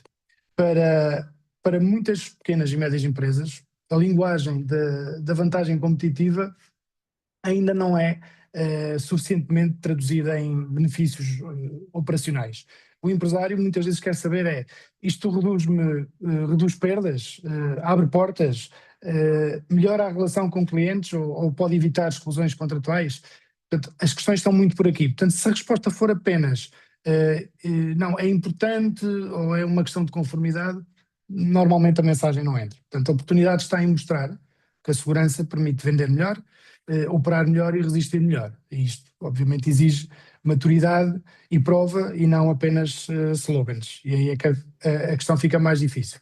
Depois, o que acontece tipicamente, e seguramente muitos que estão aqui presentes já assistiram a esta realidade, é que quando ocorre um incidente grave ou uma disrupção num serviço crítico com impacto direto no negócio, então aí a cibersegurança passa a ser vista de outra perspectiva. No entanto, nesta área a prevenção é sempre mais eficaz, muitas vezes significativamente menos onerosa do que uma resposta tardia e sobretudo quando é assumida de forma proativa e não meramente reativa, como a NIS 2 nos vem dizer. Por isso, eu fecharia esta ideia, para passar a palavra também, com o seguinte ponto. Em Portugal, a cibersegurança, pelo menos da nossa perspectiva, como vantagem competitiva já existe, efetivamente, mas sobretudo em organizações onde o mercado a valoriza e onde a gestão percebe claramente que a segurança é parte desta tal proposta de valor. Para a maioria das pequenas e médias empresas, setores tradicionais, ainda é mais uma ambição do que uma realidade. Diria que a boa notícia aqui é que a NIS2 e a pressão da cadeia de fornecedores pode acelerar essa mudança, portanto, porque transformam a tal segurança em boa prática operacional como um critério para o mercado. E, portanto, aqui eu terminaria. E passo a Obrigada. palavra, que já me estendi um bocadinho no meu tempo. Obrigada, Manuel. É sempre melhor a prevenção do que a própria reação. Obrigada pela sua mensagem. Luís, a sua perspectiva, Luís Correia, a sua perspectiva aqui sobre a vantagem competitiva, na sua perspectiva é uma realidade ou... Eu vou cair no risco de repetir aquilo que o Manuel disse, mas isto historicamente em Portugal, tudo que é IT e nos últimos anos, tudo que é cibersegurança sempre foi considerado como um custo. Portanto, é esse o primeiro mindset. Portanto. Mas hoje em dia a cibersegurança realmente começa a ser visto como um facilitador de negócio, como disse o Paulo. Portanto, em setores altamente regulados, e nós, os nossos clientes que trabalham em setores altamente regulados, ou estão envolvidos em concursos internacionais, ou têm cadeias de abastecimento globais, a demonstração de maturidade e segurança já influencia decisões comerciais. Portanto, e vemos isto no nosso dia-a-dia, principalmente nestes clientes que têm este tal perfil exportador e que já trabalham e que têm operações em mercados com esta maior maturidade. Portanto, e estes clientes perguntam como é que vocês protegem a informação que nós partilhamos consigo, como é que gera os seus incidentes, quando os têm, que certificações é que possui, isto é muito usual, como é que gera o risco da sua cadeia de abastecimento dos seus fornecedores. Portanto, isto realmente significa que a cibersegurança é um pilar de confiança neste momento. Portanto, e vai tornar-se, obviamente, uma vantagem competitiva, já vai. Portanto, no entanto, lá está, mais uma vez, a simetria em Portugal é brutal, e embora estas grandes organizações já consigam fazer isto e ter isto em place, as PMEs continuam a olhar para isto como sendo uma obrigação, uma despesa, e começam a fazer contas do ponto de vista de rentabilidade económica, se vale a pena ou não entrar neste tipo de mercados e fazer um investimento para chegar a um certo nível de maturidade. Portanto, o que é que eu acredito que possa acontecer? E à semelhança daquilo que aconteceu há uns anos atrás com as certificações no âmbito do sistema de gestão da qualidade ou sustentabilidade, eu acho que isto pode também acontecer aqui um bocadinho no âmbito da cibersegurança. Inicialmente são fatores diferenciadores, depois vão se tornar obrigatórios, e isto, quem tem clientes que trabalham no setor do automóvel, quase todos eles, eu diria todos eles, são obrigados a alcançar uma coisa chamada TISAX, pelo menos, ou seja, para trabalhar em setores do automotive. Portanto, e isto realmente vai tornar a cibersegurança, ou a certificação, ou a maturidade, acho eu, numa expectativa básica do mercado. Portanto, será esse o percurso que eu prevejo que possa acontecer, não só como pilar estratégico competitivo, mas com a certeza que sem este pilar uma organização não poderá competir neste tipo de mercados de maior valor acrescentado. Isso acho que vai ser claro para todos que isto vai acontecer. Muito obrigada, Luís. Para encerrarmos esta pergunta, aliás, para encerrarmos o próprio debate em si, passava ainda a palavra ao Walter Rodrigues. Walter, a sua perspectiva, por favor. Sim, eu vou pegar aqui um bocadinho também nos pontos que o Manuel e o Luís referiram, que tocam muito naquilo que nós todos sabemos, que são as pequenas e médias empresas. De facto, na minha opinião, hoje a maioria das organizações portuguesas não está ainda com uma vantagem competitiva clara, mas sim com uma aspiração nesse sentido. E reforço, isto não é uma crítica, até porque eu trabalho maioritariamente com o segmento de pequenas e médias empresas, mas Portugal tem um tecido empresarial muito dominado por pequenas e médias empresas, os próprios setores tradicionais estão com ritmos de digitalização distintos, e a maturidade é muito heterogénea, como vocês próprios referem no conteúdo da questão. Mas eu gostava de desconstruir aqui também um bocadinho uma ideia que ainda se ouve muito, de que a vantagem competitiva em cibersegurança é sinónimo de ter ferramentas, mais certificações, mais compliance. Acho que isso também foi abordado aqui muito ao longo do próprio debate, e não é, na verdade. E isto liga muito diretamente ao que discutimos há pouco sobre a cadeia de fornecimento. uma PME que consiga demonstrar de forma simples e continuada que conhece a sua exposição ao risco, tem uma vantagem competitiva concreta e mesurável. Consegue responder mais rápido a um questionário de segurança de um cliente maior, consegue ser o elo, ou seja, deixa de ser o elo fraco que trava um determinado contrato, consegue até, em alguns casos, gerar confiança suficiente para ser recomendada, por exemplo, entre empresas, não é? Entre clientes, digamos assim. E o que muda aqui, né, esta equação, na minha opinião, e que me deixa otimista, é que a avaliação contínua de risco deixou de ser um privilégio para as grandes organizações, com equipas de segurança dedicada. E já existe tecnologia acessível que permite a estas empresas, entre aspas, mais desfavorecidas, que tenham maior visibilidade sobre a sua exposição, que há pouco tempo só era acessível, de facto, às grandes empresas. E é essa democratização que, na minha opinião, vai transformar a tal aspiração em realidade competitiva para a maioria do tecido empresarial português.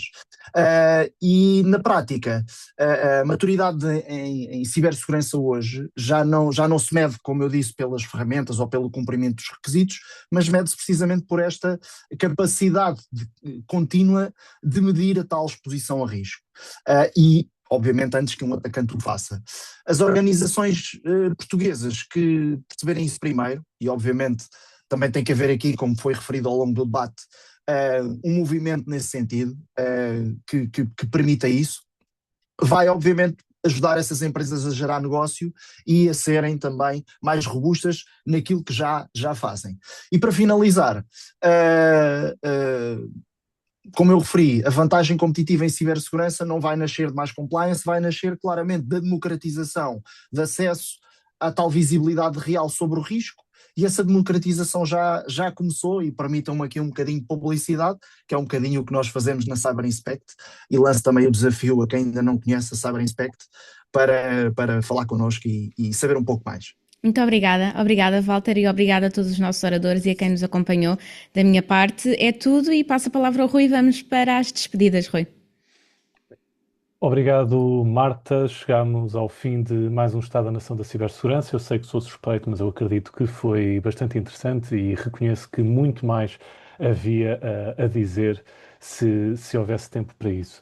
Relembro que o conteúdo de toda esta mesa redonda vai estar disponível na edição número 31 da IT Security, que vai ficar disponível no final da próxima semana e que conta também, como referi, com uma entrevista com o Lino Santos, coordenador do Centro Nacional de Cibersegurança, sobre a transposição da NIS2 para a lei nacional, aquilo que as organizações precisam de saber e os próximos passos que devem ser dados. Relembro também que a 8 de outubro vamos ter a IT Security Conference, que já é um marco no ecossistema de cibersegurança em Portugal. Já temos alguns novos nomes confirmados, como o próprio coordenador do Centro Nacional de Cibersegurança, ou Paulo Portas, por exemplo, entre muitos outros que eu não vou começar aqui a dizer porque me arrisco a esquecer-me de alguém. Nas próximas semanas nós vamos apresentar o programa completo e convido-vos desde já a inscreverem-se neste evento através do nosso site. Por último, em meu nome e em nome de toda a equipa da IT Security, agradeço aos leitores que mostraram o seu interesse neste tema e que se mantiveram até ao fim. Nós tivemos mais de 400 inscritos, assim como a todos os nossos oradores que partilharam a sua experiência nos temas que abordámos. Uma vez mais, muito obrigado a todos e vemo-nos no dia 8 de outubro no Clube Monsanto Secret Spot, em Lisboa. Até breve.